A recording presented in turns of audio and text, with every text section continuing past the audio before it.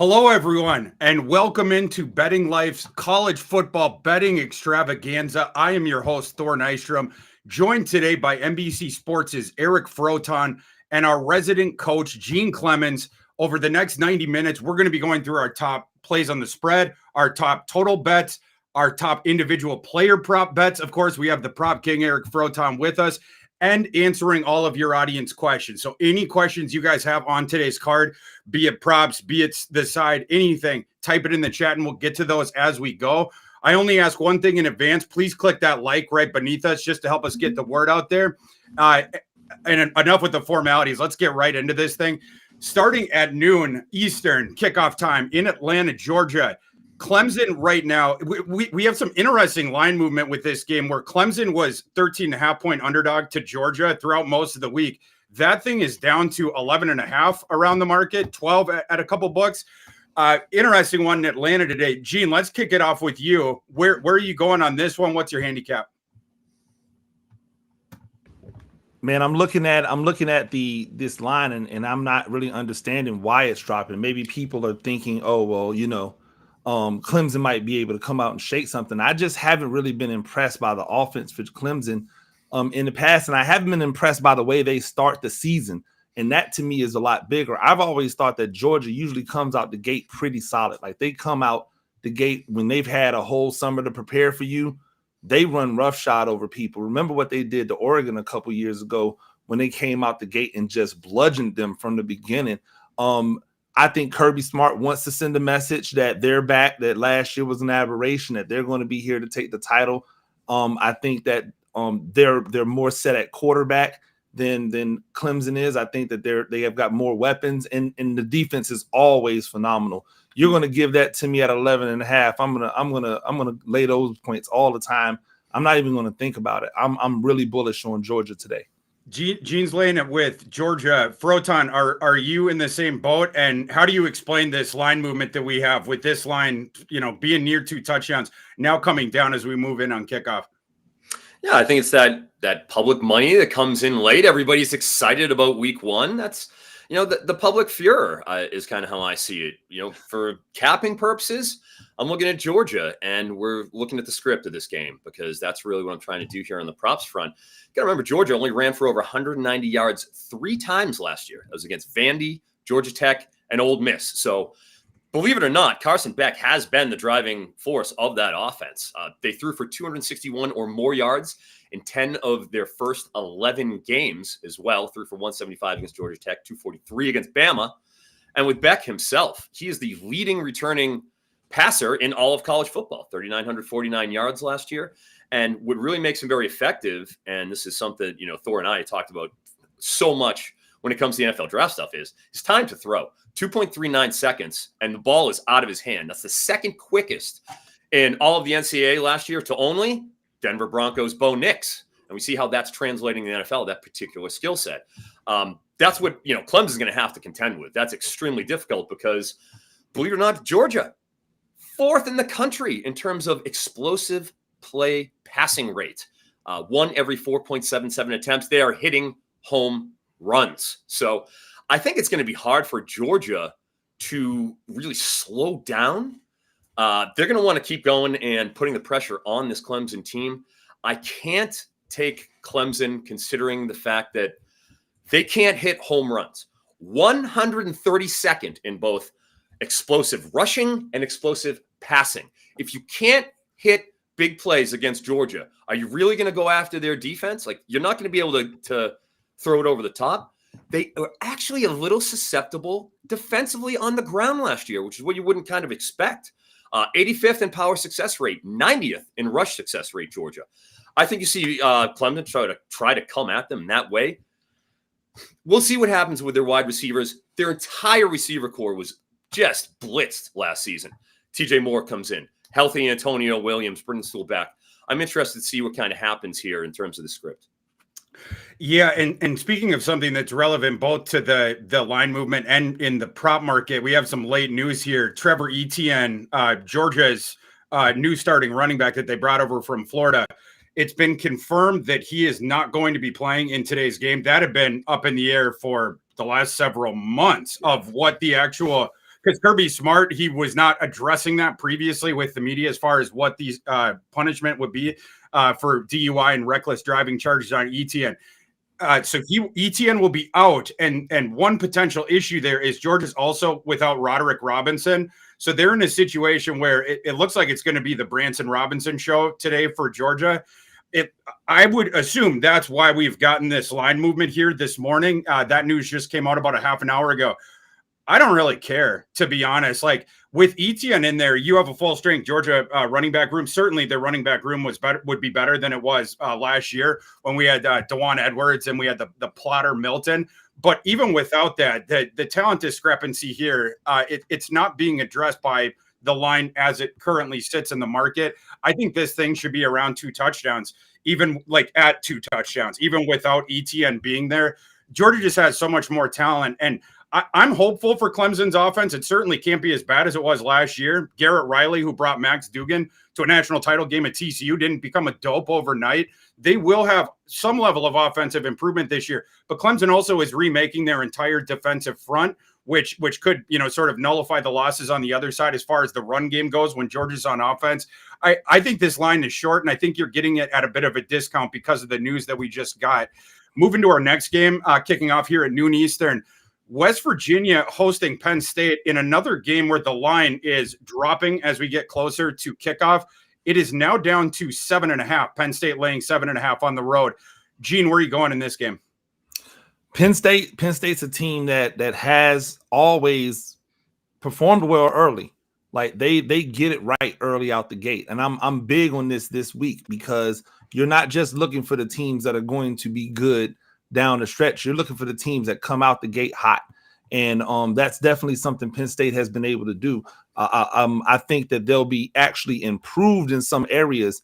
They lost Theo Johnson last year, but they've got another guy that could be a second round draft pick next year as well. That's just waiting there to take over. Agreed. Yeah, I think he's a better blocker, which is going to mean that he's going to be better in play action. I think that's where they make their money at because their quarterback has that ability to run the ball. They're always going to be able to run the ball because that's a staple of what they do there at Penn State. And I think that opens up more dynamics for the offense. I like them, and I like them a lot. And I think West Virginia has been one of those teams that they just kind of like they're good at moments, but in moments like this, they're normally not that great. Like they'll put a dud out there this week and then come back next week and blow somebody out by like 25 points, 30 points. So like I look at this matchup and how you start a season, and I don't know how you go against Penn State in the way in which they start the season. I'm taking the Nittany Lions, and I'm laying those points. Froton, this game here, my line on it, my system's line on it is Penn State minus essentially 12.5. My system showing 5 points of line value on the Nittany Lions. I'm interested you're taking this where last year West Virginia against the Big 12 schedule, they played a disparate way from the rest of the Big 12 where they have the road grading offensive line. They still do, arguably a top 10 national. Still do. Offensive line for sure, but they would bludgeon opponents, and they did improve to 8-4 to save Neil Brown's job there last year. But they did, we have to acknowledge, get fortunate with the schedule and facing multiple backup quarterbacks along the way last year, and going against these light boxes in the Big 12. This game here now, you are going to be going up against a nasty defensive front with Penn State. How do you see this game, and where are you going? Yeah, and you make a good point about the West Virginia offense, because what they wanted to do last year is they wanted to run Garrett Green with RPOs, with Jaheim White, with CJ Donaldson when he was on the field. And like you said, they wanted to bludgeon you. And they have their entire line back, 113 line starts. But what they do is they run, and it's almost a Dazio-esque in the way that they then take the shots over, deep, and they will stretch you. And that's the whole point. And the problem is, you can't have Garrett Green running a full-scale pro-style offense.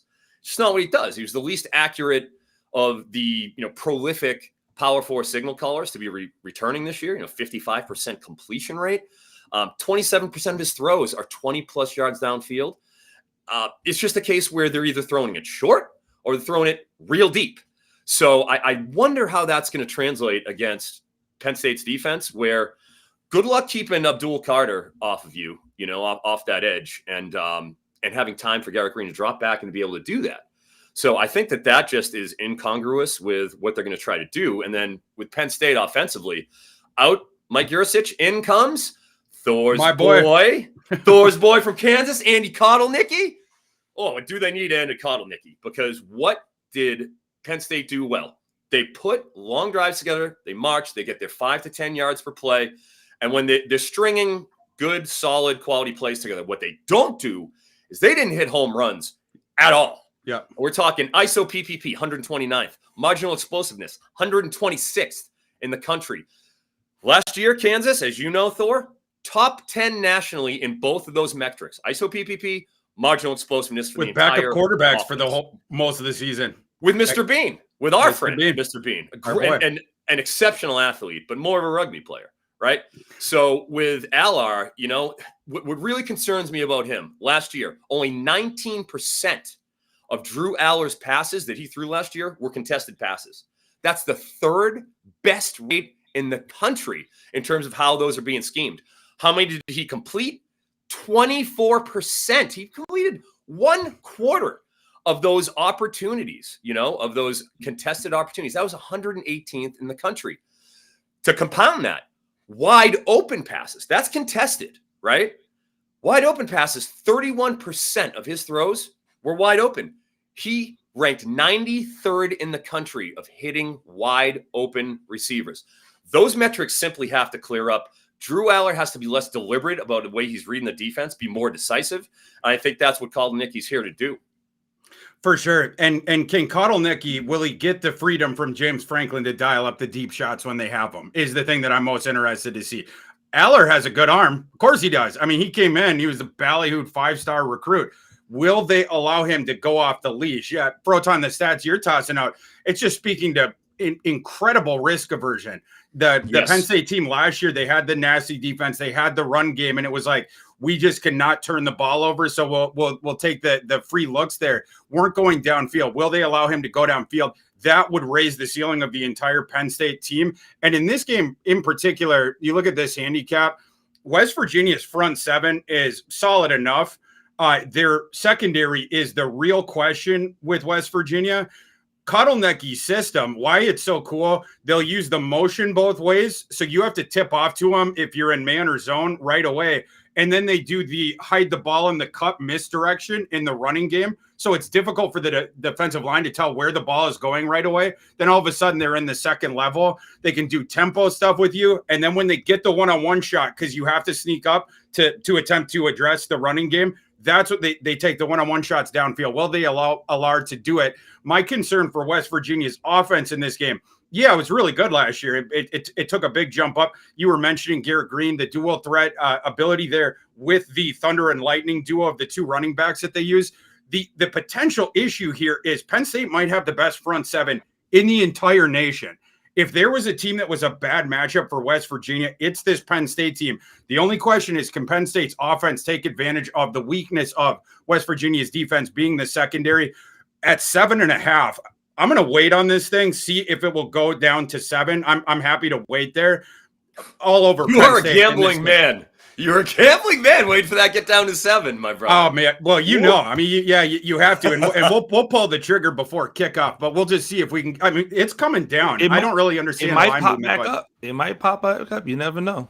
And in that case, we'll lay the 8. You know, with my system saying 12.5, we're on the Nittany Lions today. Moving to our next one.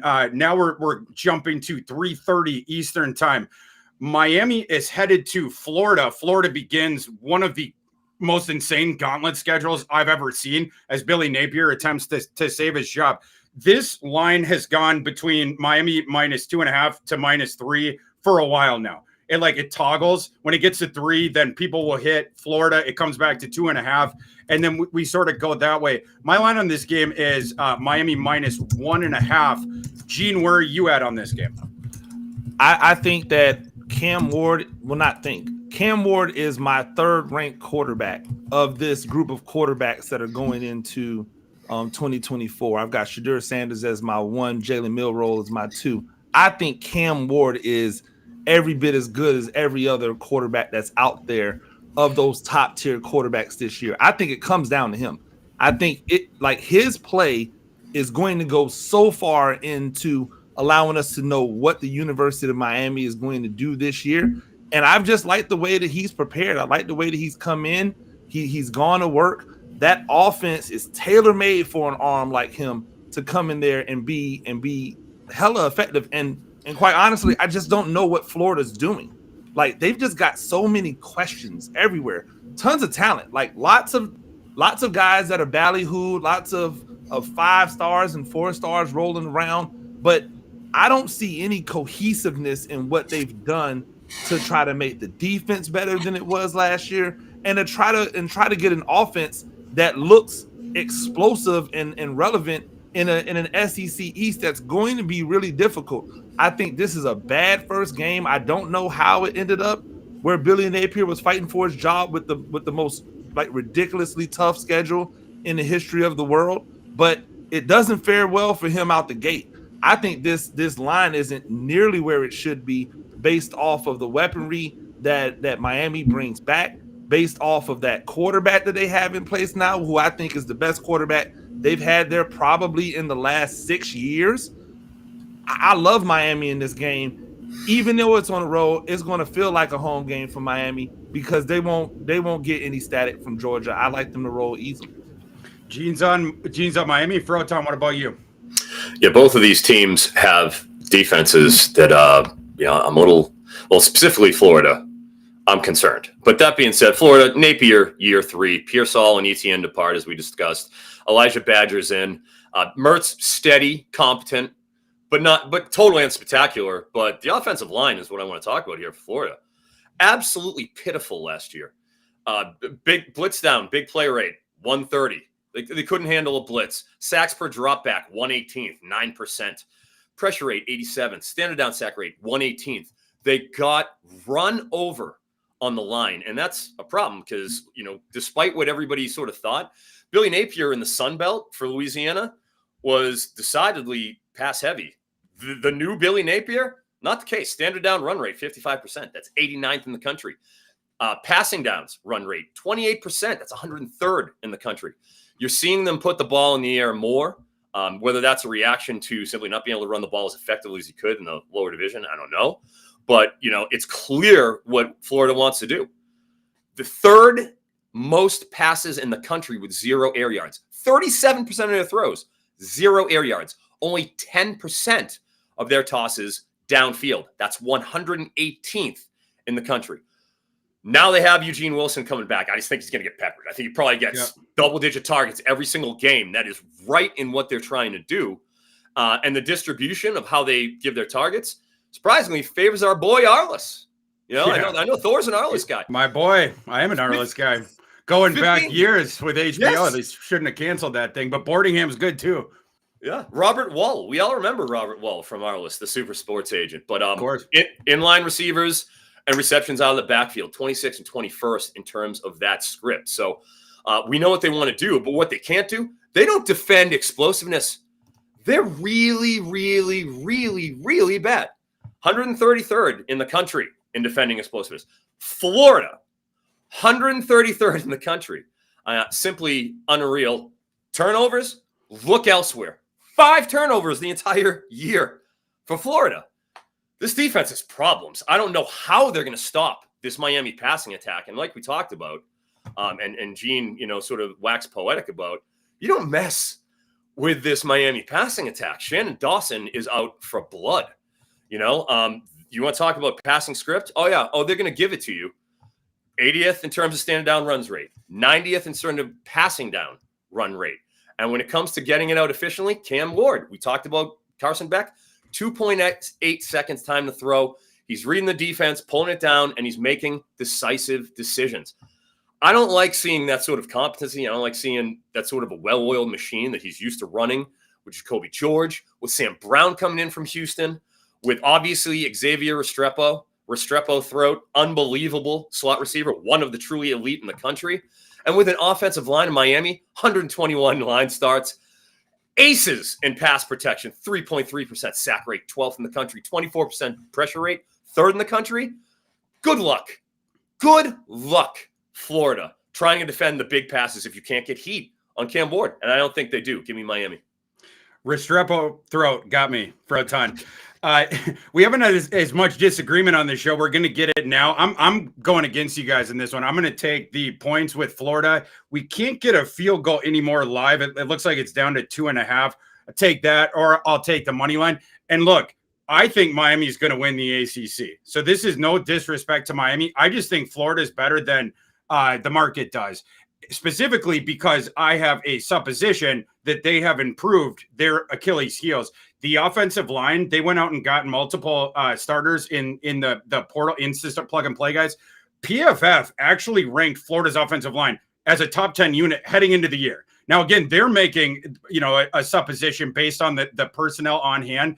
I do think it'll be improved. Will it be top 10? I'm not sure about that. Miami, of course, is very good in the trenches, so that matters on the Florida side. But I love Florida's skill talent, and they take care of the ball. They at least have efficiency. It will be interesting to see if they can get a little more big plays this year. They signed Kamara Dyke specifically with that in mind. All that dude does is run fly routes. So they'll do the Pepper Wilson. They'll get Badger involved in the intermediate range.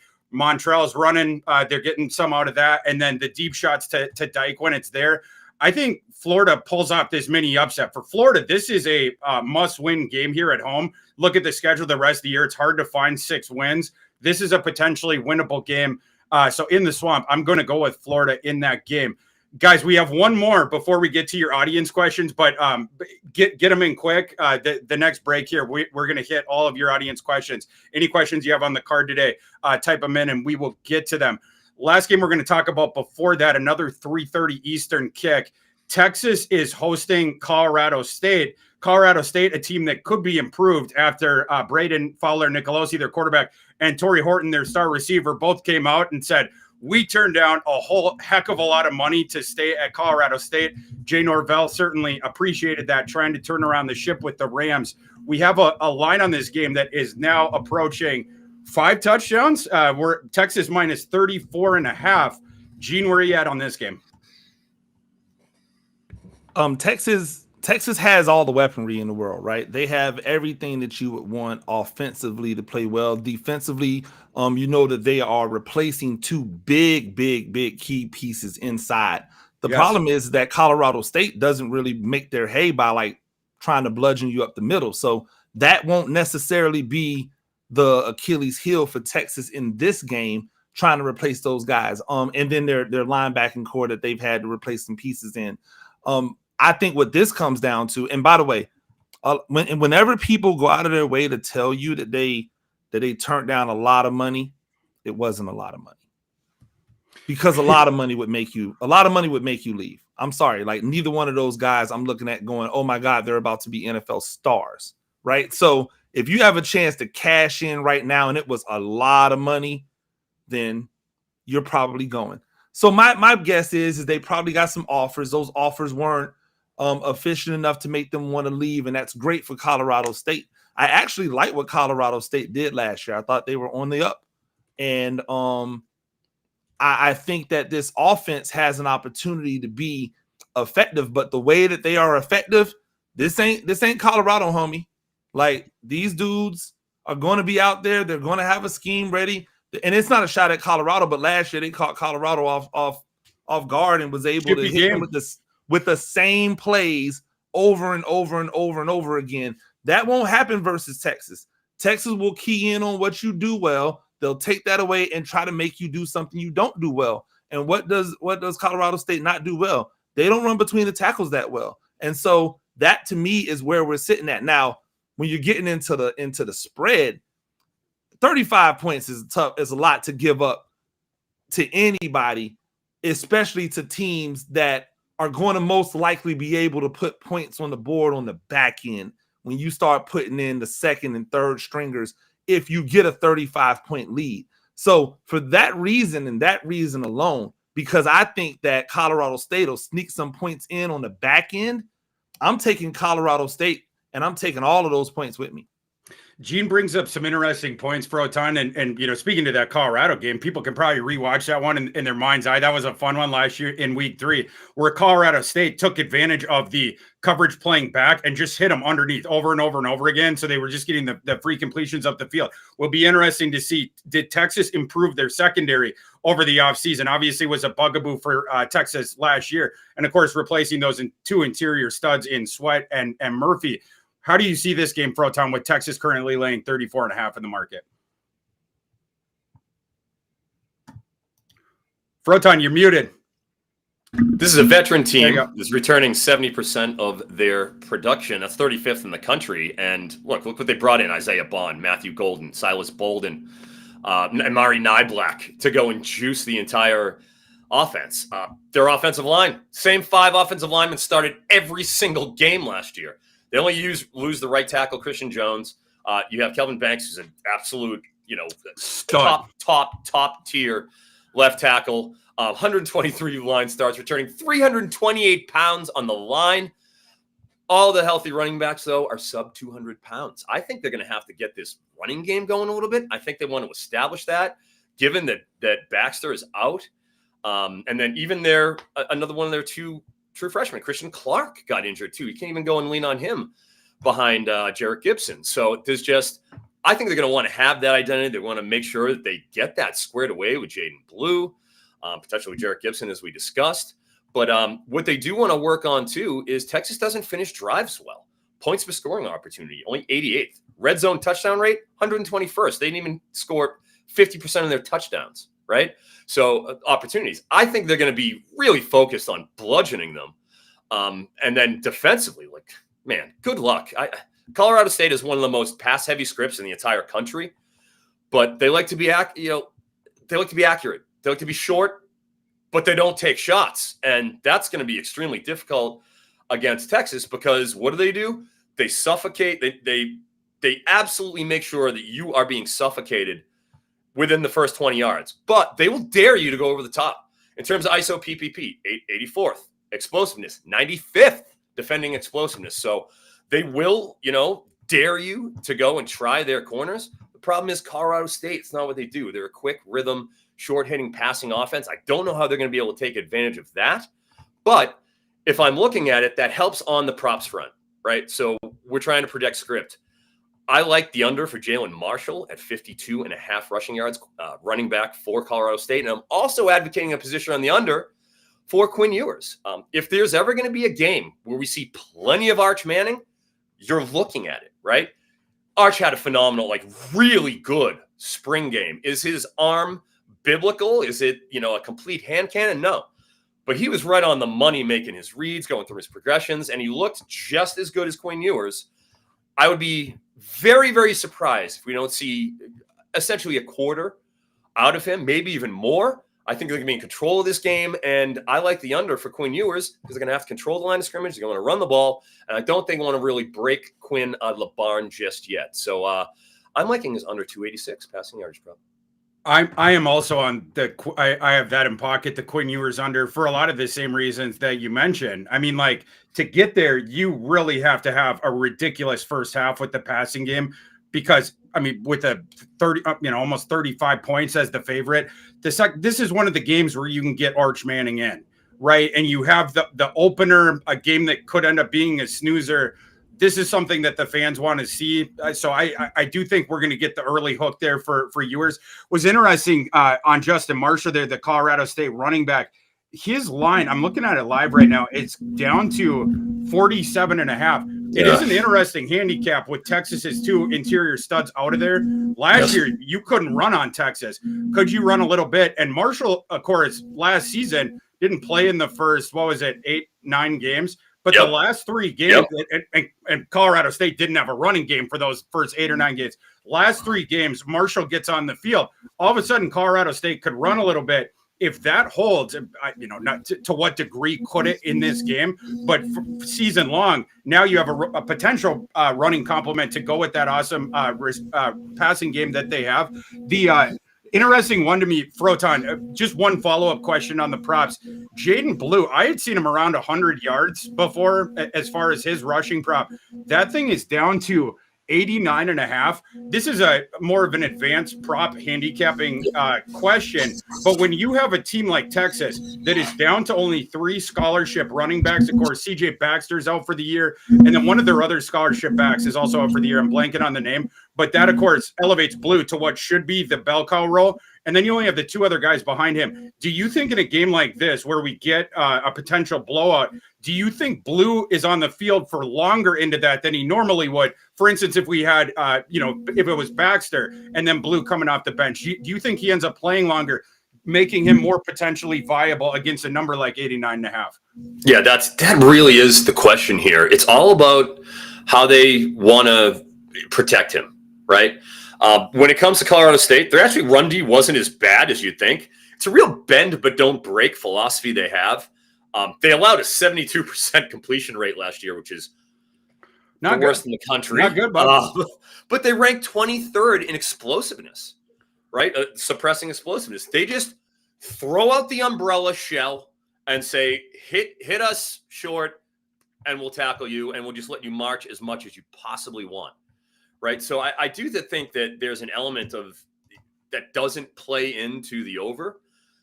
Obviously, Blue could go and hit a home run. I mean, it could very, very easily, when you're looking at this disparity in talent between these two teams, where that can happen. I am apprehensive because if I'm looking and I'm Kyle Flood, 4-year offensive coordinator for Texas, you just lost Baxter. You just lost Clark.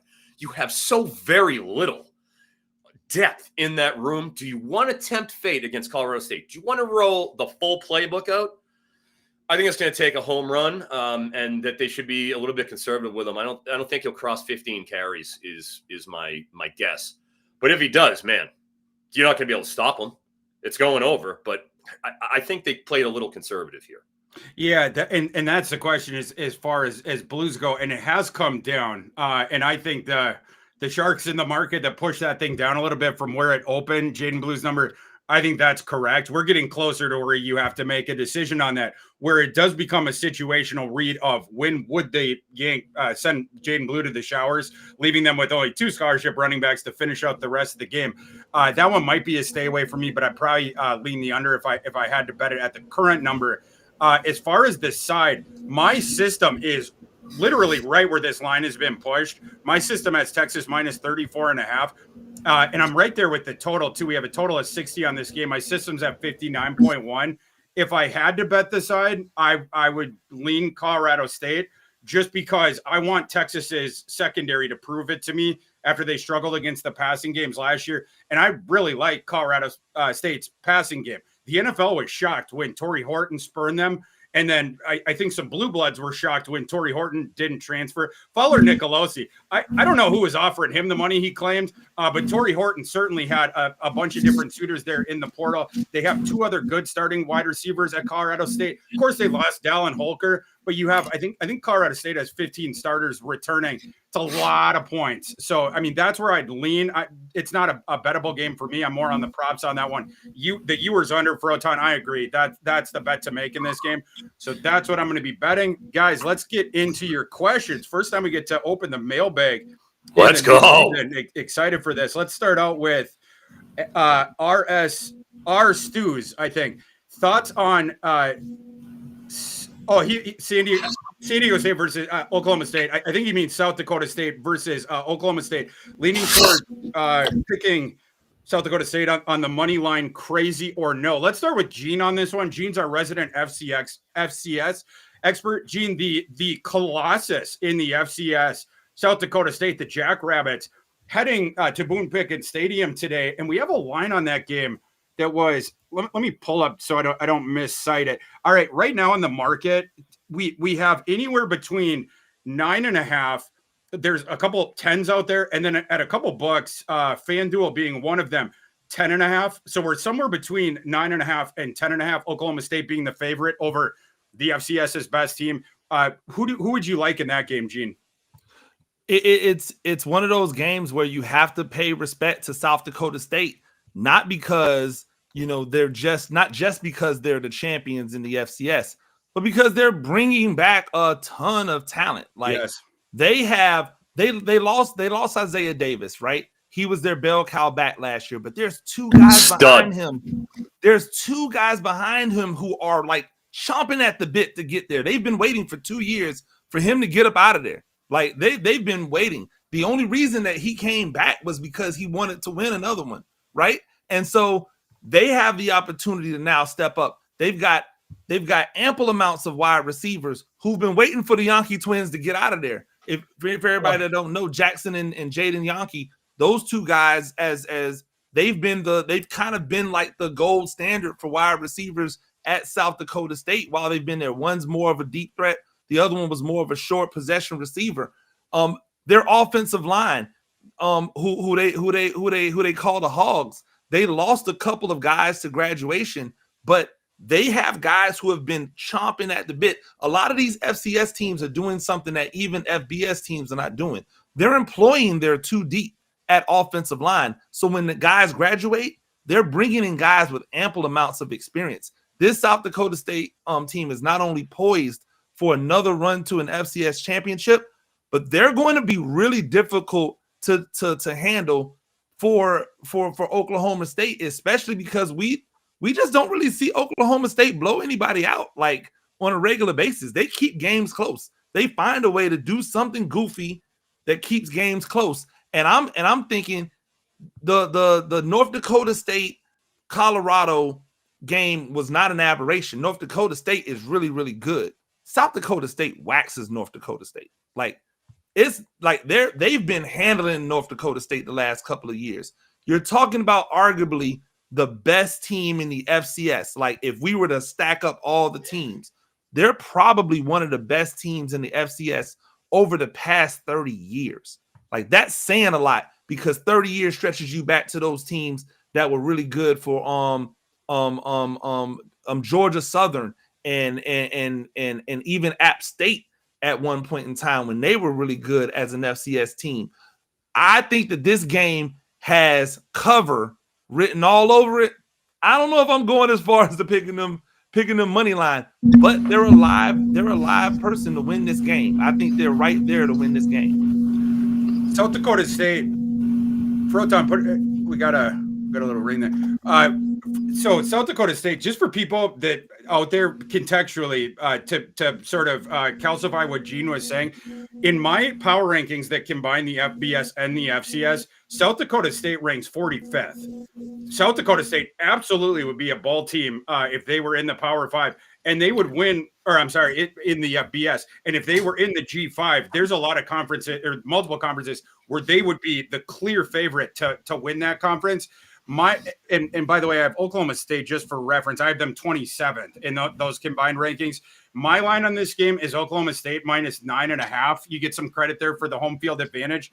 If you can get 10 or if you can get 10.5 with South Dakota State, I'm advocating a play there. I would absolutely bet South Dakota State.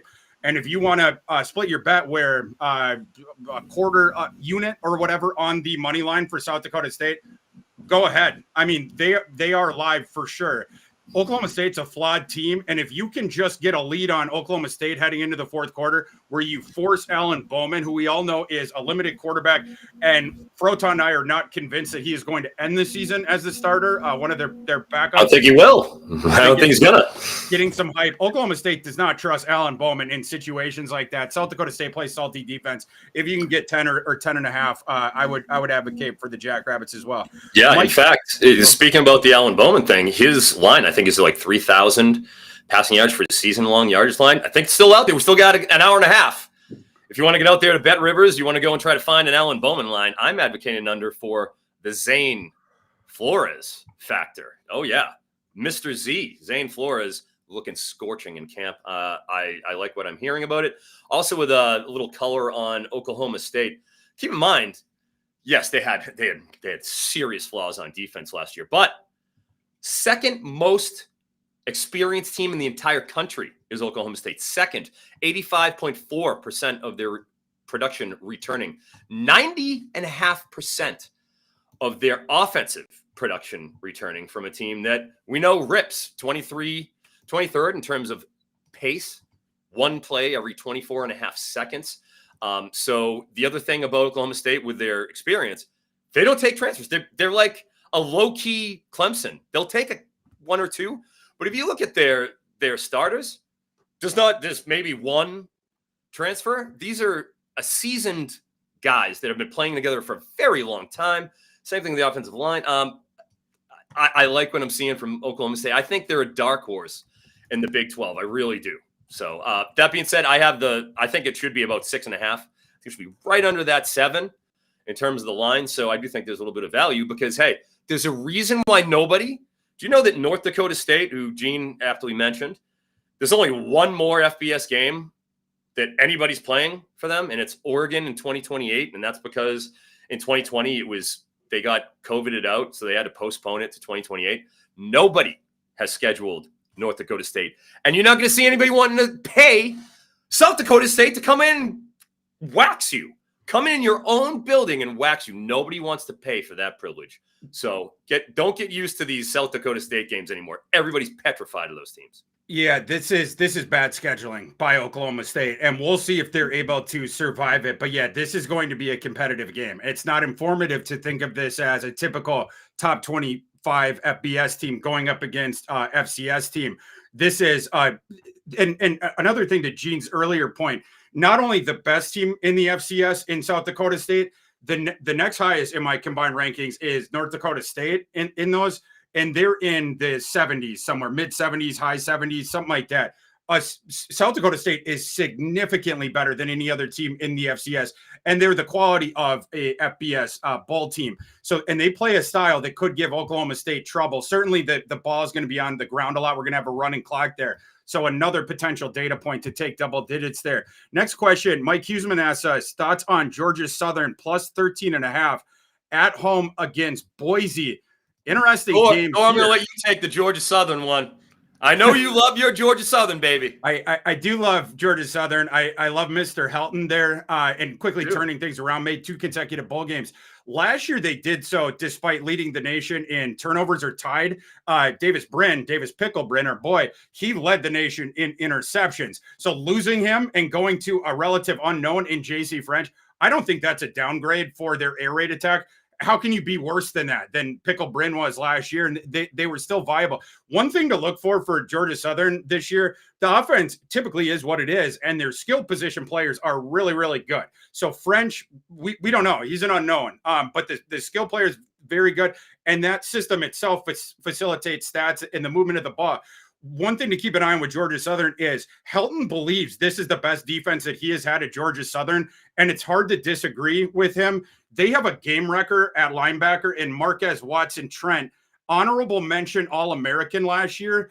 They also return all 4 starters along the defensive front, and 8 total guys returning for Georgia Southern on defense that started last year somewhere in the FBS. So if you have a better defense than you've had the past couple of years, maybe the offense gets a little better, even just by avoiding the turnovers. And then on the Boise State side, real weird. You go out and you sign a guy that was a 5-star quarterback in the previous cycle in Malachi Nelson, taking him from USC, comes in, and the only other competition he had was Maddox Madsen, an extremely limited pocket passer who Bush Hamden, that dope, happened to love. And so that's why he was playing him over Taylon Green last year. Maddox Madsen, though, upset Malachi Nelson, if you want to put it that way. Or, I don't know if Malachi Nelson's just a bust, but the idea of Nelson next to Gene T and elevating that Boise State passing offense is one of the things that was leading some folks, and including myself, to dream on Boise State a little bit as a potential CFP contender for the G5 spot there. You go back to Maddox Madsen. We know Maddox Madsen's work. I served with Maddox Madsen. I was a friend of Maddox Madsen. That kid's not great. You're pulling out Lloyd Benson quotes. I had to. Yeah. The over-under in Vegas was set for 40 minutes. We just slightly went over on that, so sorry about that. But I'm going to go with Georgia Southern here as far as taking those points. You get them at home. Boise has to travel across the country, defend this air raid, and the defense improved there. Gene, Froton, do you guys have any leans on this game? I'll say that, with Boise, keep in mind with Boise, they gave up 250 a game last year through the air, right? It's not like they were this unstoppable Boise State that you just think of as like, oh, yeah, well, this was an unassailable Boise State defense. There's a reason why Andy Avalos is no longer, hit the road. It's Spencer Danielson's show now, and you're not going to be getting another 250 a game, through the air. That's just not going to happen. 11 returning starters. Is there anything I'm a little curious about what we look at with the passing offense? What does this look like under Maddox Madsen? We know we're going to get out of Genty. We know that they have, 4 returning starters who had 7 starts each. So at least they have some experience. But like you're saying with Georgia Southern, really underrated in terms of that front 7. They have almost everybody back right there. You're replacing one guy in Stroud. But what's going to look – it's all about the secondary for me. Can they stop Boise? Is Madsen going to be good enough? This is one of those games that for week 1, it doesn't look like it's that important. But you need to see what these two teams look like, because you got one that's on the up in Georgia Southern that both Thor and I are pretty bullish on. And you have one in Boise State that I don't know what I'm getting in, a couple different ways. That being said, I do lean Georgia Southern. I can't help it. I lean Georgia Southern with my boy Thor. Yeah, you got to. My line on that game for anyone interested is Boise State minus 11.5. So at the 13.5, especially, maybe that's another weight for us, Froton, trying to get the 14 there. But either way, 13 or above, certainly I'm on Georgia Southern. And watch out. If Boise State, if that secondary is not improved, to Froton's point, and JC French, the unknown, the mystery box there, Helton likes him. If he's good, they have awesome receivers, and they're deep in the backfield. Georgia Southern has really, really good skill talent. If Boise State can't cover them, and then French is good, we'll see, because Georgia Southern does have the front 7 to at least put a cap on GT. You ain't going to stop GT, but at least stop him from going buck wild. That honorable mention All-American linebacker at Georgia Southern going to be tracking him around all day long. So you're going from pickled Bryn to French dip, aren't you? JC French dip from Davis pickled Bryn. This is your team. Sorry, go on. Just a note on the quarterbacks. Does it not like bother anyone that Helton hasn't been able to develop his own guy yet? I think all of these guys being transfers coming in is a concern for me, and that's why they're continued. I'm in Savannah, so I hear about Georgia Southern all day, all night. There's a reason why there's still so many quarterbacks in the competition for snaps. I'm not saying that French isn't good. I'm saying he's definitely an unknown. And to me, the Achilles heel of this team, why they haven't been able to take that step beyond what the previous regime was able to do, is because of quarterback play. They keep bringing in new dudes, and those new dudes keep underachieving, right? And so I'm saying, hey, it's a wait and see for me on whether or not they're going to be good, like when it comes to the Mountain West, because we all know how good the Mountain West is as a conference. But I mean, not the Mountain West, excuse me. Sun Belt. The Sun Belt. I don't know why I just said Mountain West. Baby. The Fun Belt. Like I was thinking the Mountaineers of it's another story. Anyway, like we know how good that conference is. So when they get in the conference, I don't know. But against this Boise State team and what they look like and the moves that they've made, I definitely like the points with Georgia Southern here. I think it's a great place. And we all know Boise State just doesn't play that well when they go on the road. It's a great point. Yeah, I mean, it's a different thing between having people on the blue turf and then in this scenario now going multiple time zones, other side of the country in a sleepy sort of spot here. This is a potential ambush spot. And to Gene's point, the first 2 seasons that Helton was there at Georgia Southern, and this is to Helton's credit, right? Like that he took a triple option team, turned them into an air raid team, and they immediately made bowl games. I think they were 6 and 7 both years, but both seasons they took a transfer quarterback from the portal and immediately put him into the starting lineup. The first one was Kyle Van Treese from Buffalo. The hills are singing with the sound of music, Van Treese. And then that one is for you, Froton. And then, of course, Pickle Bryn last year. French, he began his career at Memphis for just 1 year, but transferred in prior to last season. So he has been in the system longer than the 2 previous guys. Will that manifest in more success? And before you scoff at that notion, there's multiple coaches out there that do not like to take portal quarterbacks. And I'm not just talking about our boys Dabo and Mike Gundy. One great example of this is Dave Clawson at Wake Forest. He did not like to take transfer quarterbacks before because his idea was like, we have this slow mesh timing offense. I'd rather have the guys in this system and get experience with it. That idea went bust for him last year when the incumbent, the holdover guy, Mitch Griffiths, ended up being bad. And then, now he's retired from the sport. So Wake Forest goes out and gets Bachmeier in the portal this year. But again, there's some coaches that for their system, they like the continuity. Georgia Southern, certainly not a slow mesh system, but it's certainly based on timing. The Helton's attack there, the air raid. Next question. Jason Mioza says, Louisville a sleeper to win the ACC. Feels like nobody is talking about Louisville. Let's do a quick hitter on this. Gene, would you go yes or no on this one? Any viability with Louisville? I'm gonna say they have as good a chance as anyone has. I think that there are some teams in place that are just it's gonna be difficult. Like the ACC, I think is gonna be much improved this year. Louisville has a good team. I don't know if they're ready to take the ACC title. Froton? Yeah, we got to remember with Louisville, too, this is a very talented, raw talent team in terms of the offensive side of the ball. 247 sports talent rating, 20th in the country. And that's not something you usually think about when we're looking at Louisville. But, dude, you want to talk about teams that don't hit the portal? Oh, well, you look away from Louisville because everybody knows about that NAL situation. They actually had a couple other teams. Their NAL, they had Penny Boone come in. He transferred out because that went bust. They were supposed to pay him, and I guess he didn't get his cash.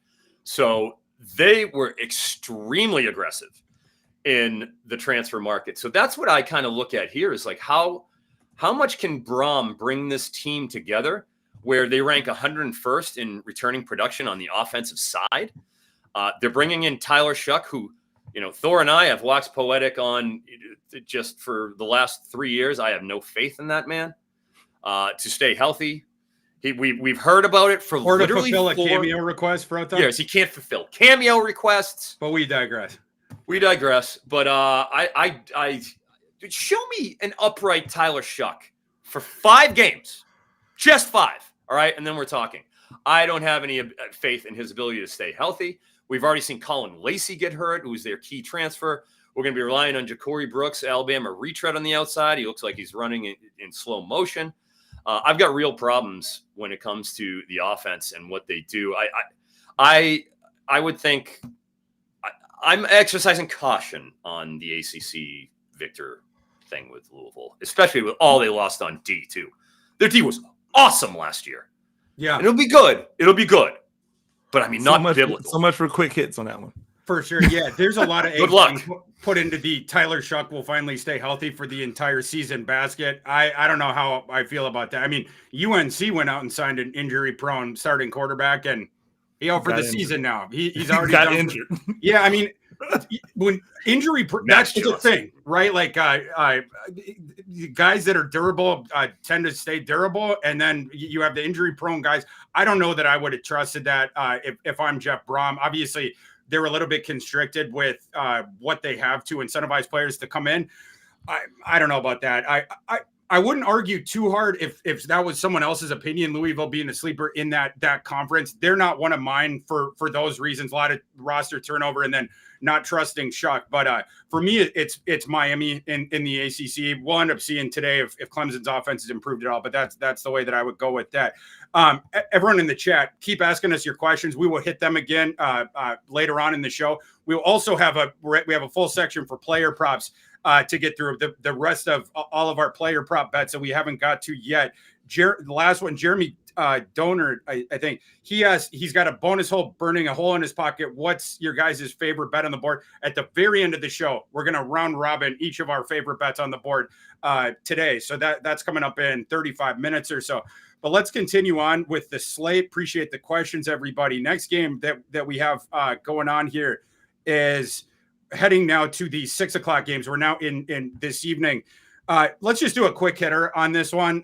Certainly not as marquee of a game, but we do have an interesting proposition in Alabama, their first game under Kalen DeBoer, laying 31.5 points, welcoming in Western Kentucky. We go to the other Helton brother here. Who's on first? We got Nabbit and Costello with Alabama minus 31.5. Gene, quickly, who'd you go in that one? I'm going Alabama. Roll Tide on that one. I think that DeBoer is going to want to get off to one of those starts, and just not for nothing, he is one of the best offensive, coaches in the game, and I think they have the most lethal weapon at quarterback in college football, and I think he hasn't been utilized to his full extent yet. I think he's still growing, and I think you're going to see the manifestation of that this year. It starts with Western Kentucky. I like Alabama to roll all over them. Froton, in this game, do you have any bets? You're muted again, Froton. I just want to give you the respect of speaking. Yes, when it comes to this one, I actually like Jeremy, the Germ. Bernard. Yeah. I think he's right there. He's just a tick above 50 receiving yards. This is, you got to remember, last year, right? This isn't the Alabama offense of 2023. This is going to be the exact opposite of the offense of 2023. In comes Kalen DeBoer, brings in his longtime lieutenant, Nick Sheridan, as his former longtime offensive coordinator, Ryan Grubb, is now with the Seattle Seahawks. Alabama last year threw the ball 24 times a game. That is the 8th lowest passes per game rate in the entire country. That is a stark departure from the Bryce Young era. But, Bill O'Brien, Bob is going to bob. So standard downs, run rate, 66%. All right, for them last year. That is 10th most in the country is what Alabama did. As far as Washington, Kalen DeBoer last year, 46%. 20% less in terms of running the ball on standard downs. That is a stark difference. 125th in the country from 10th. You're going to see a lot more passes in the air. Okay, that's happening this year. And then when they did throw it, right, it was trying to catch defenses trying to stop the run. Like they were doing run, and then when it was time for Milroe to throw, 23% of them went downfield. Almost, a quarter of them, 7th most in the country. I think you're going to see a more aggressive passing offense out of them. I think you're going to want to establish Ryan Williams. You're going to see Jeremy Bernard, who is a holdover from Washington, get his eat. But look, it's very simple. You want to see how Alabama is going to succeed? They need to protect, okay?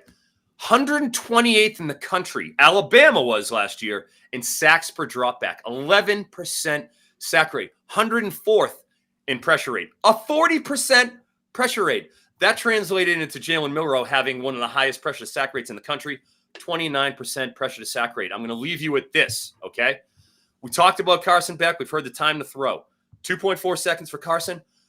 Jalen Milroe last year took 3.5 seconds on average to unload the ball.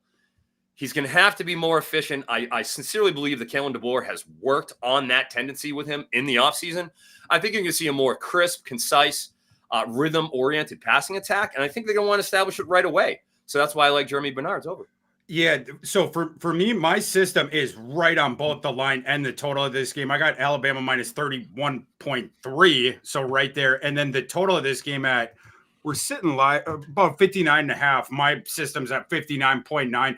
I don't see any value on the sides here. This is either a prop game, but more to the point, a scouting game for me. Because, Froton, the thing that you were talking about there, that's the thing that I'm most interested in about Alabama. Not a more aggressive passing offense because they went downfield ludicrous amount of percentage of their passes last year. Too much, arguably, yeah. It's why Jermaine Burton was a frustrating evaluation because they were sending them downtown so often because that's what Milroe did. It was run, or else let's run around in the pocket. Bombs away. Chuck, exactly. Go bombs away. The efficiency thing that through the air for the Alabama offense, can DeBoer immediately address that? One potential manifestation of this to look for value in the prop betting market. Froton, you mentioned with Jeremy that his receiving yardage. I think they put the ball in the air a bit more and a bit shorter. You're certainly not taking away the bombs away thing. Milroe has an absolute whip. So you're going to be looking to get the ball downfield. But some of those efficiency things, one of the throws that we didn't see quite as much that Michael Penix liked to do, it was hitting them on the sidelines, down the sidelines. Yeah, the whole shots. The whole shots down the sideline. Fucking drilled those whole shots. That's one where, for Milroe, where you could potentially see a bit more of those, manufacture some more completions. If you're looking at the Alabama receivers, I would take a look at the receptions, because I think the efficiency goes a little bit up there. You're going to scheme them some easier looks, Milroe, which is going to allow the Alabama receivers, that new look receiving core, potentially to go over an expectation in the marketplace with the receptions that's more a nod to last year's offense, which this year it's going to be different. Just how much more efficient will the passing game be? We will have to see, but that's something that I would look for. Now, Thor. Yeah, one more little real quick. I'm wondering what both of you think about Milroe's 244.5 on this game. Like, if he's trying to establish that he's going to be a better passer this year, is that a prop that both of you are looking at? Froton, I'll let you kick that one. Kick it off. It's one I definitely toggled around. Like I said, I mean, I'm on Bernard, so that's something that, of course, I'm not against what's happening there. What I am concerned about is how decrepit that Western Kentucky is in stopping the run. 123rd in rushing success rate, 121st in stuff rate. But they would hit a home run every once. They're pretty good at keeping the ball. 46 in explosiveness with rushing. I think you could see a steady diet of just, once they get up and they pound them, establish their passing game, like, all right, we've done this, we're in good shape. You could see them really back off in the second half by being like, all right, we're good, we've done enough. The best thing that could happen in that over is just Western Kentucky being able to form just any sort of a backbone would make that in play. If they can't, then that's simply going to be a no. I'm going to lean over because of the pass script. I'm going to lean over on the 244.5. Speaking to the thing quick of the running game there and the run defense, it's opposing. Justice Haynes, the new starting running back there at Alabama, his over-under for rushing yards in this game is 86.5. Milroe himself is set at 38.5. I think I'm going to stay away from the passing yardage for Milroe, just because all those things are up in the air. I would be more looking at the individual receivers on Alabama and potentially looking at if your book offers receptions, those props, potentially looking at that in that new look Alabama receiving core. And one last prop for you, and this is on the other side since we didn't talk about them.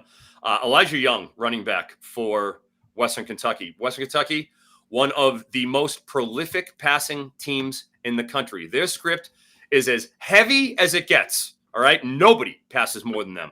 Their rushing success rate, 38%, 121st in the country. Okay, this is not a running team. And when they do, on the rare occasions, they are not particularly effective at it. Good luck, Elijah Young, getting over his number. Good. Yeah, indeed. The next game, moving now to 7:30 Eastern, we have the ex-Duke face of the franchise game of Texas A&M against Notre Dame. Texas A&M, of course, being led by Mike Elko. The Aggies is former defensive coordinator, but most recently the head coach at Duke, who turned around that entire program. And his former quarterback, Riley Leonard, has been brought in by Notre Dame to potentially raise the ceiling of that team in a bid to get into the new 12-team playoff. Riley Leonard looking for a big season, potentially reclaim some first-round stock. I think Riley Leonard's game, and I'm not just scouting the helmet here, I think it has a lot of stylistic similarities to Daniel Jones. In the new Notre Dame offense, how will he look, and how are the Aggies underachieving the last couple of years under Jimbo Fisher? But Jimbo Fisher did recruit really well. Will they finally play up to their talent level? Gene, we have in the market, it looks like we got A&M -3 right now. That's another one where it's toggled the 2.5 to 3. But with Texas A&M -3, where are you going in that game? This is a game that I mean, both of those teams to me are heavy questions. Like, what do they do to turn the corner from where we've seen them at? I still have lots of questions about Notre Dame. I still have lots of questions about Texas A&M. I think the one thing you've got to like for Texas A&M is they bring back a pretty stout defensive front, right? They're going to have guys that have played well, that are legitimate SEC weathered defensive front guys, and then they brought in a guy, I believe, from Purdue or Iowa? Purdue, yeah. Purdue, yeah. They brought in a guy from Purdue. Yeah. Absolutely. And he was great at Purdue. There you go. He was great at Purdue. And now you bring him in with those veterans that they have coming back.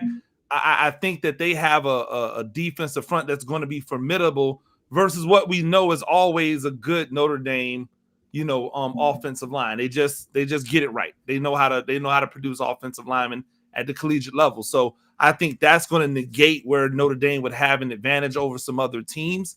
And then everything else is question marks on both sides of the ball. Like, to me, that's not a game that I would look at and go, I want to put money on one side or the other. I'm going to fade this one altogether, sit back and watch, and maybe reevaluate down the line. And to Gene's point, that number one Texas A&M recruiting class from a couple years ago that Jimbo Fisher brought in, not only was the best class in the nation, it had a literally historic defensive line class. I think it was it 5 of the top 10 defensive linemen in that class. Walter went Nolan to Texas A&M. Yeah, so the Walter Nolan was lost to Ole Miss and the Portal King Lane Kiffin. You have to mention that. However, both of the projected starting defensive tackles for Texas A&M were all-world recruits, and they both have experience. And then getting Scorton on the outside from Purdue, that kid's a beast. Purdue's defense stunk last year, but they had 2 young stars. The other one's a safety who stuck around. It sucked for them that the stud edge rusher goes down to Texas A&M, but that was a position of more need for Texas A&M. So that isn't being discussed a lot because a lot with Walter Nolan, it's like, oh, he was the top recruit and he was the top guy in the portal. That's a loss, yada yada. But they have the depth there and the talent on the defensive interior to shoulder that loss while they acquired one of the best edge rushers, edge players in college football, certainly young at that position. Froton, where are you going with this game? I got Scourton with a first-round NFL draft grade, and it's pretty solid. It's a beast. Oh yes, I mean, getting him from Purdue, what a coup! Let's get to we talked a little bit about Texas A&M. You guys did a great job with that. Let's get over to Notre Dame. Notre Dame, welcome back, Mike Denbrock. Hey, great job over at LSU last year. Gets the pay raise, back home where he belongs. He's out from the boot of Brian Kelly, and that's important because what he likes to do is he likes to put points on the board, and he did it at a 45.5 points per game rate for LSU last year. Now, he doesn't coach defense. That's not his problem. But what he does coach is offense, and with Notre Dame, they had a phenomenal offensive line last year. But Joe Alt, Blake Fisher, all independent center who started every game. They lose 3 very important cogs on that offensive line. And of the 2 guys coming back, he had a pair of guards. Billy Sherratt started 3 games, but was effective when he did. Pat Coogan stunk. 3.5% pressure rate allowed last year. Awful. 2.9% blown block rate. He's just a guy. So, I mean, you're really rebuilding that entire offensive line, and it was a great one. It was a damn good one. 23rd in sacks per dropback, 13th, a 2.5% standard down sack rate. This is all good stuff. Rushing success rate, 14th. Explosiveness on the ground, 32nd. Everything you're looking at here, they gave Sam Hartman everything you want to have a guy work with. In comes Riley Leonard, just a terrible 2023. So he was hurt the whole time, and he was clearly affected. Only a 58% completion rate, and that was 5% lower than even Sam Hartman last year. He was pretty effective, but interceptions were an issue under Hartman. He was careless. 2.7%, 71st in interception rate, whereas explosiveness, passing wise, 22nd, yards per dropback, 9th, TD rate, 4th. So like this offense for Notre Dame, it's rocking. I mean, it was an excellent unit. Not so much against Ohio State or NC State last year, but that's life. What I'm looking at too is the structure of what they're doing. Very few passes to the outside wideouts last year. 27%. That's a stark departure from what we saw at Chase Claypool, Will Fuller, even with Kevin Austin Jr., who was there, the last real great outside threat for Notre Dame. 123rd in terms of number of receptions to the outside receivers. Bodes very well for the Mitchell Evans over. I love Mitchell Evans. Tore an ACL last year. He's back. He's been practicing. I think he's one of the true underrated tight ends in the entire country, and he's probably a second rounder next year. So love what I'm seeing out of that. I think that's a real opportunity. And the secondary, virtually impenetrable, just a phenomenal defense. 3rd in passing success rate, 2nd in passing marginal explosiveness. Morrison, I mean, you're going to have to attack them if you're Texas A&M on the ground. You're not going to be able to pass on that secondary. Reuben Owens is hurt. Premium 5-star running back for Texas A&M. They're going to have to lean on Le'Veon Moss. You know, Le'Veon makes balloons. And you're on the over. You're on the over on Le'Veon, correct? I am on the over. Okay. 48.5 rushing yards. I think that's how they have to attack this. So that's my script in play. And I know that there's a lot of steam on Texas A&M, but as a good NBC employee, I'm going with Notre Dame. Yeah, you guys hit that well, and you hit most of it. I'll just give a couple contextual things. That Notre Dame offensive line that loses the 2 NFL offensive tackles, including the you could say generational stud, at least for Notre Dame as far as that goes, and Alt. They also lost their new projected left tackle, Charles Jagasaw, for this season to a torn pectoral muscle. So even their projected offensive line could be slightly down from what it otherwise could have been. Froton brought up some other stuff about that. So that'll be interesting to see a team that does lean towards the run. I do think you have to give them the benefit of the doubt, though, with the enormous upgrade, in my opinion, at quarterback. Sam Hartman was limited. He had a lot of passing yards earlier in his career in the aforementioned slow mesh offense with Dave Clawson, but doesn't have a good arm, not athletic at all, as he showed at the NFL Combine. I did appreciate that he was the only quarterback that was testing. But you go from that to Riley Leonard, a guy who has, at worst, day 2 talent and could even be, in first-round discussion if he has an enormous season. Huge upgrade. Den Brockett, offensive coordinator, huge upgrade as well. A&M getting back Connor Weigman is huge. Connor Weigman is a guy that I absolutely, with a bullet, is a first-round player. If he plays 12 games this year, he's going to need to get through the season healthy. He was awesome before he got injured last year. All these things, we got 3 in the market right now. I would take 3 with Notre Dame. I do think that this is going to be a fiercely contested game that could go either way. So if you're going to give me the 3 and get the plus proposition on the money line, I'm going to wet my beak on both those. But yeah, stuff to keep an eye on in this game for sure. Guys in the chat, toss us your questions. We're going to run through in a little bit here. We just have one more game to get to. But yeah, put your questions in the chat before we wrap up. We also are going to run through our top player props of the game here of the day in just a second, and then close out with our favorite plays of the day. And if you guys would be so kind out there, appreciate everyone for tuning in today. If you'd be so kind as to hit the like right under our faces and subscribe to the channel, we would appreciate that. If you think we gave you value, we would definitely appreciate that. All right, guys, next game, we're going to jump into the future here and go to Sunday night, tomorrow night, because we won't be seeing the audience between now and then. So we figured we would hit this one. We have a fun one for the opener on Sunday in Vegas, a game that Froton has boots on the ground for. Froton's coming to you live from Vegas. He will be at the stadium for this game. USC and LSU. Right now, LSU favored by 4.5. Let's start with Gene. Gene, who do you like in this game? Who cares who's favorite? Take the over. Just take the over right now. Just pound the over. Take the over. Unless it says 85, then maybe think about it and still take the over. I don't think unless Grant Nussmeier just comes out and he's nothing of what everyone says he's supposed to be, then LSU is going to score points because LSU keeps weapons all over the place. Louisiana is one of the most talent-rich, smaller states in all of the union, and they keep their players at home for the most part. Like they're gonna have another person to replace all of the weapons that they lost. If Nussmeier can just get the ball to the weapons, they're going to have success. They're going to move the ball. USC, but darn, they don't play any defense. LSU, they don't play any defense. What are the 2 offensively minded coaches really good at?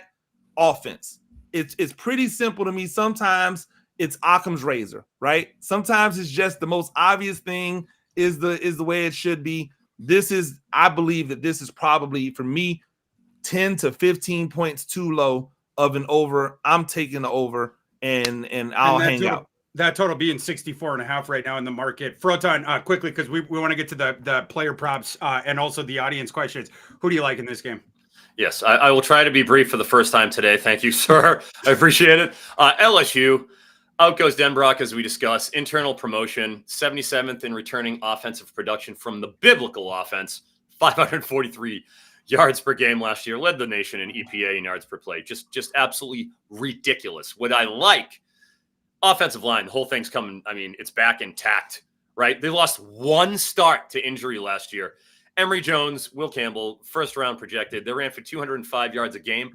That was the most since the Darius Geist days of 2018 for LSU. So this offense is rocking. And you got, sounds like my boy Gene, sounds like you're driving the Nuss bus. The Nuss bus. We've got the conductor. Watch out, all aboard, everybody. So, yeah, I am a Nuss guy. Keep in mind, Gary Nussmeier's dad, Doug Nussmeier, Dallas Cowboys backup for a long time, elite quarterback coach. He has been groomed for this position. He will be lighting the world on fire. I'm very excited about the Nuss bus. But I do think it's going to be more passing oriented. Keep in mind, Jaden Daniels, 90 explosive plays last year. A lot of those were on the ground. You're going to see those through the air, but they lose 2 first-round wide receivers. What I really want to talk about LSU, though, their defense. Gotta be quick, though. Yep. Blake Baker, the highest paid assistant in all of college football, hired him from Missouri. Yep. From Missouri. Phenomenal defenses 2 years in a row. He is going to rebuild that defense, but the talent has not been restocked. I haven't seen anything besides Perkins. You hear about all the reports. Has not been particularly good. Anything you're hearing about somebody who's not named Harold Perkins. With USC, Miller Moss comes in. I have no idea what to expect out of him. You have the bowl game. He was great. You had the spring game. He threw 3 interceptions. I have no idea what I'm getting out of him because of that uncertainty, even though I do feel good about their new defensive coordinator, Deonton Lynn, coming over from UCLA. I have to back LSU. I just don't trust Miller Moss. This game, I'm going to disagree with Gene in this one and go under on this one. It's funny. Someone in the chat, our buddy Steve Jackson, I have a helmet bet with Steve on the over-under of this game. So I know I'm going up against a lot of different people with this, but with the changes there and then the defensive staff changing at USC's defense has to be better. And LSU's defense, it would be statistically impossible to be worse than the abomination that they had on defense last year. Got to be some levels of better. Certainly losing the 3 first-rounders, LSU on offense, and then the first overall pick on the other side with Caleb Williams. Offenses I expect to just be a bit down. We'll end up seeing, but on the 64.5, I'm going to go under that one. But before we get to audience questions and our favorite player props today, Gene, quickly, your favorite FCS play today, if we haven't already hit it. Yeah, my favorite FCS play today is Montana at home, 12.5 against Missouri State. Missouri State had a really good season last year for them. They've made some strides in the Missouri Valley Football Conference, but they've lost some players to the transfer portal. They went to different things. And the thing that helps the teams like South Dakota State, North Dakota State, Montana, and Montana State is that they don't lose players to the portal. They only bring them in. And Montana does it better than any one of those others. They bring in a lot of transfers. So they had a lot of holdovers. They replaced some holes on defense, but I think they may have upgraded at quarterback. We'll see. But they have one of the most explosive players in all the FCS in Junior Bergen.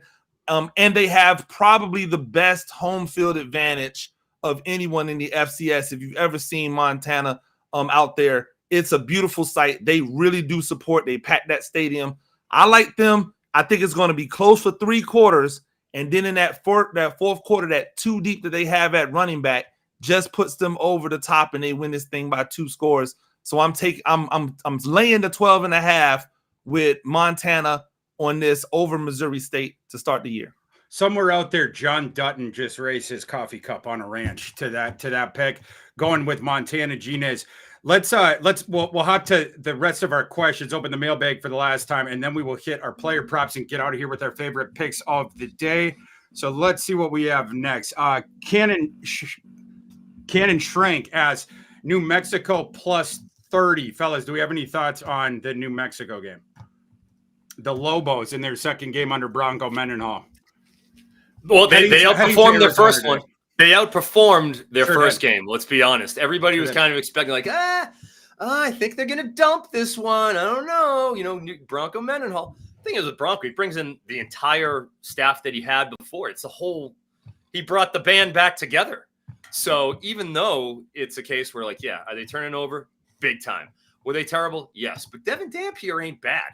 He actually is a competent quarterback. Yeah. You know? It runs around. Yeah, He's he runs fun. around. You have an actual decent coaching staff for the first time since the Rocky Long era over there in New Mexico. So I actually don't mind New Mexico and felt like their week 0, they were a little better than I expected them to be. Yeah, in Arizona under a new coaching staff, but this being their debut. Last week, like Froton was mentioning, come out and an impressive performance. The first game under Mendenhall came up a little bit short there, but was obviously playing a colossus in the FCS. Next one, we have a question from Karen Shelty asks, Froton, do you have any thoughts on Cam Porter's unders? Well, first off, anybody who watched my the Northwestern running back, of course, knows how I feel about Cam Porter. He was an All-American, a player props All-American in 2023. I appreciate Cam Porter and everything he did for us and our bankrolls. But hey, it's Northwestern time, right? And it's a changeover. You have David Braun taking over. Again, you want to talk about North Dakota State and South Dakota State. David Braun taking over once again. These FCS programs, when these teams that essentially it's tough to recruit there, which it really is because of the incredible standards that they have there at Northwestern. They don't bring dummies in. But keep in mind, they're playing Miami, Ohio. Okay, and Miami, Ohio has a phenomenal defense. Battle tested Blaine Gabbert. Is it Blaine Brett, or is it Brett? Yeah, we got to go quicker, Froton. We're running up against the clock. So you like the under with Cam Porter, mid-50s, and you like... I like the under against you also like underrated AJ Henning there, defense. Right, in that game? The under I like on that AJ Henning. If you can find his 11.5 rushing yards under, take it. He's a receiver. He's at 44.5 on his receiving yardage. If you can get that 11.5, might have been blown off the board because I hit it pretty hard. Get that too. Maybe he runs 1 for 12 yards, but what are you going to do, right? It's a wide receiver. Austin Rokes asks us Charlotte +8 against James Madison. I'll take this one. I hit James Madison at -7 when Mr. Biff Poggi last week came out and said that 8 to 9 of his starters were injured. I was intrigued by what Poggi did in the transfer portal. I like the Brown kid from Florida, runs around. We got to see him in the 1 start last year. Thought that was interesting. Give a different dimension there. And then the 2 running backs they signed, Cartavius Norton's kind of interesting. The talent level up there a little bit, but they don't have depth still. So if Poggi's telling the truth and you're that compromised, I understood before, about this idea of getting on Charlotte, fading James Madison, a team with a new coaching staff. Crazy turnover on the roster. I think it's only 6 returning starters, but I did like the portal additions that Bob Chesney made there his first season for James Madison. And with all the attrition on the Charlotte side, I'm going to lay it with James Madison. I'm even going to do it at the 8. I would do that quickly. Froton, you have a thought on that? Gene does. Yeah, no, I just want to say that the head coach that took over at JMU is responsible for the miraculous turnaround at Holy Cross. They didn't get just some schlub to come in there and take over. They got one of the best, most brightest FCS coaches to come in and take over there. Don't be surprised if they hit the ground running. And by running, I mean running, because that's what Holy Cross used to do to people. They used to bludgeon them with the run and then hit them over the top with deep shots. I really like this team to come out and continue the momentum that they started under the previous regime. I'm going to be a heel. I'm on the Pogies. I think that was gamesmanship. 8 players.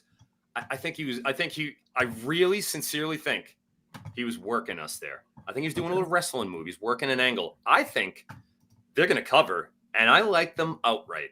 I don't think.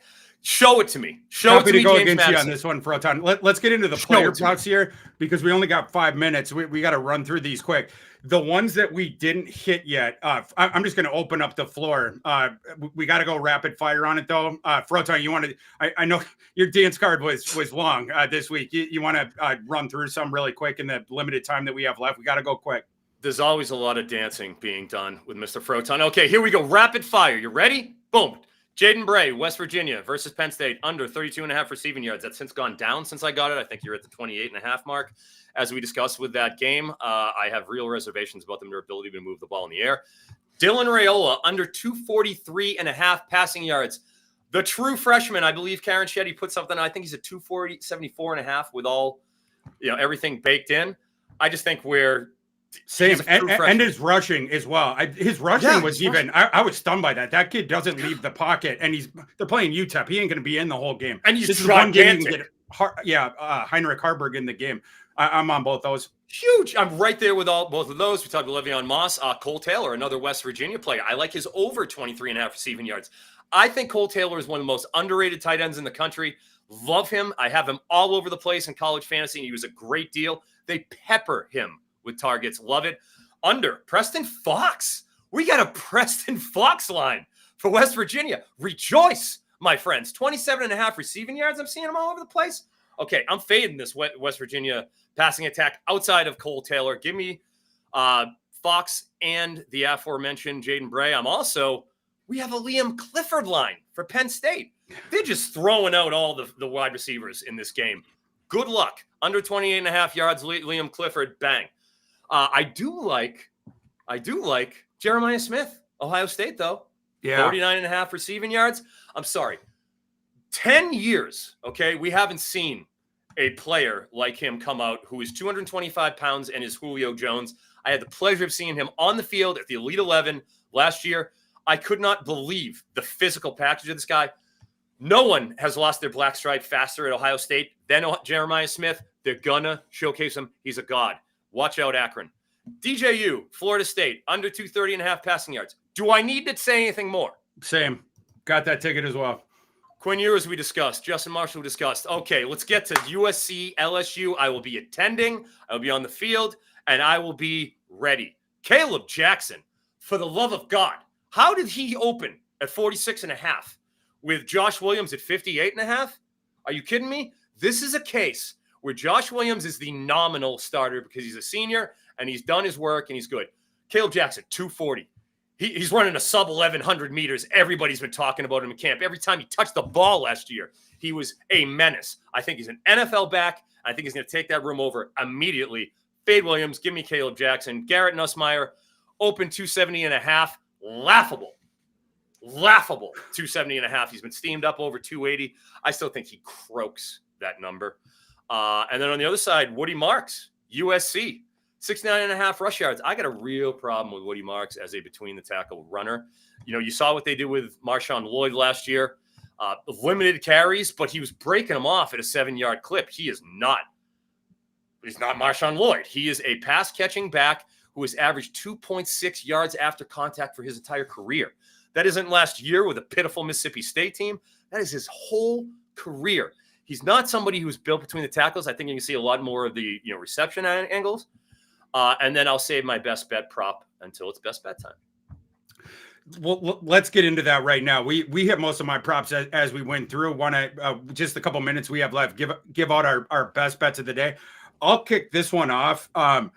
So this one I gave out earlier this week when I said on a show that this line was shockingly low. Was Arkansas State at the time -9.5 hosting Central Arkansas. Arkansas State, a team that the program turned around in game 3 last year when they put in the freshman quarterback, Jalen Raynor. The offense took off. They went 6-4 down the stretch after losing their first 2 games to rally into a bowl game and probably save Butch Jones's job. Now Arkansas State returns 10 starters on offense. That offense that was really, really good. They have some talent there on defense as well, but Butch Jones has recruited really well, and now he's going to get to see that through. Number 2 Sunbelt recruiting class 2022, number 1 class last year. Did some stuff in the portal as well. The defense, I believe, will be the best it's been there in a while at Arkansas State. They haven't given up under 30 points per game in the last 5 seasons. I think that they do it this year with the returning talent they have back there. Arkansas State, I have 21st in my FCS power rankings. I just don't think that they have the horses here. And since we talked about that on a show earlier this week, this line has jumped from 9.5 to I'm looking at the live line right now. We have some books at Arkansas State -11.5. Some have 12. Some have 12.5. I don't care. My line on that game is Arkansas State, my systems line, Arkansas State -17. As I mentioned earlier this week, that we had more than a touchdown line value. Markets chomped a little bit into that. It has not gone far enough yet. Lay the points with the Red Wolves. I think they're getting back to a bowl game this year. Gene, let's go to you next for your play of the day. My player of the day is actually a prop. So I think that this is one I look at. Shout out to the prop gods. But I remember a West Virginia Penn State matchup week 1 last year. And I remember Drew Aller throwing for 300 plus yards in the game. So calling me crazy when I looked down and I saw that he was like teetering around 210. And if you're playing Prize Picks, by the way, of 224 for the demon time, I'm pounding that all day. I just don't see how they want to showcase Aller. Like, they want to show that he is who everybody thought he was when they brought him in as this ballyhooed quarterback. They want to make sure that people know it. Like I said, I think that the run game will open up. I like the addition of the coordinator who brings in an offense that's a lot more dynamic, a lot more unpredictable. I thought at times Penn State was very predictable last year in their play calling and when they would do certain things. I'm looking for a more unpredictable system. I think Drew Aller over 224.5 passing yards. You can put it on the board. Yes. Yep. I love my man. I love the Hawk Harrelson. And yeah, again, the West Virginia secondary, that is what you would attack. Ken Kotelnicki, get it out of Allard. Can we get some explosive passes? But interesting bet there by Gene. Froton, what's your play of the day? Ooh, I love it, Gene. Great work, my friend. Love it. Yes, well, I'm going to go over to USC and LSU. And it comes down to simply USC is going to be trotting out 6, maybe 7 guys if freshman Xavier Jordan gets out there, and he should because he looked phenomenal in the spring game. It's going to be just a conga line of receivers. This is what Lincoln Riley does. He's like a hockey coach running out lines of receivers. And for some reason, you're giving me Kyle Ford, USC to UCLA, back to USC transfer at 35.5 receiving yards. He is firmly planted at second team on that depth chart. I mean, he's been injured. He's got bad knees. Like, I think there's a lot that has to happen for Mr. Kyle Ford to get 35.5. He's going to have to catch 4 passes. I just think script-wise, you have so much talent. Makai Lemon, Deuce Robinson, Zachariah Branch, Jacoby Lane. There's so many mouths to feed there. 35.5. I just think there's too many. Give me Kyle Ford's under, and I will also finish off my other couple of props. I forgot to get to my Clemson props because I'm a bad person, and I hope you can all forgive me, and now I've lost my spot. So go. Under on Tyler Brown, I know was one of them. Under on Tyler Brown. We are both on the under on Tyler Brown. Under Tyler Brown. He's at 42.5. Guys, he came out as a second teamer behind Antonio Williams. Antonio Williams is an NFL caliber wide receiver. He was the only guy who was healthy last year. That's all they could do, right? So that is a phenomenal under pick, 43.5. Bang it. Also, I like the Maffa man, right? Phil Maffa, 9.5 receiving yards. Keep in mind, as you know, our guy, we're not Will Shipley guys, me and Thor, not Will Shipley guys. No, we're not. Unfortunately, Dabo was, and so was Garrett Lowry. He was out there, and he was the passing down back. But Phil Maffa caught a pass in every single game except for Notre Dame last year. In 13 games, caught a pass. Now, no Will Shipley. Now he's the unquestioned bell cow with a true freshman backup with Ezi Omume, who's like the best guy in that offense. Stop it. 9.5 receiving yards. Give it to me. And also, I can't. Carson Beck, we all know that I have a 100% ownership rate in C2C of Carson Beck because he was my binky boy last year. 9.5 rushing yards. He's not going to get sacked. I don't think he's going to get sacked much. And he's very opportunistic with his rushing. I can't help but like it. Give me Carson Beck's over 9.5 rushing yards. That's a wrap. I better cut off Froton before he gives out bets on every prop bet on the entire board. And with that, we have run out of time. For my co-host, Eric Froton, and the coach, Gene Clemons, I'm Thor Nystrom. Thanks for joining us this week. We'll see you next week. Same time, same place. We'll be here all season. Enjoy the games. Good luck to you and your bookies. We'll see. Watch out.